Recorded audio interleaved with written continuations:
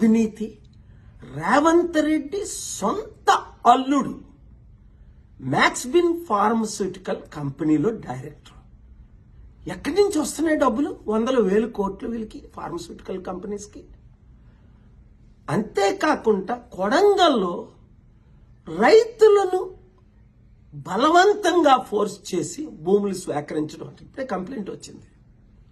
వదిలేది లేదు. గుర్తించుకున్నారు కదా మీరంతా.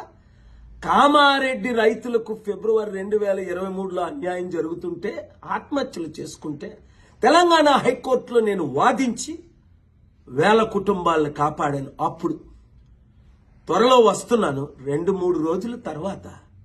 మీరు తొందరపడకండి, ఆత్మహత్యలు చేసుకోకండి, కంగారు పడకండి. వీళ్ళ అవినీతిని ఎక్స్పోజ్ చేద్దాం, కోర్టులకు వెళ్దాం, ప్రార్థిద్దాం. న్యాయం చేయడానికి నేనున్నానని గమనించండి. ఈ వీడియో అందరికీ షేర్ చేయండి.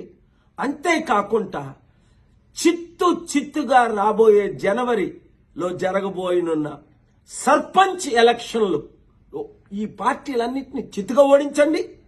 ప్రజాశాంతి పార్టీ తరపుని ఇండిపెండెంట్ గా పోటీ చేద్దాం అనుకున్నవారు, ఇతర పార్టీలు అనవసరం అనుకున్నవారు అందరూ నవంబర్ 28 11 గంటలకు ప్రజాశాంతి పార్టీ అమీర్పేట ఆఫీస్కి రండి. మార్పు రావాలి, మార్పు తేవాలి. ఆ మార్పు మనమే తేవాలి. లేకపోతే రేవంత్ రెడ్డి వచ్చి సంవత్సరం అయింది, 1,00,000 కోట్లు అప్ప.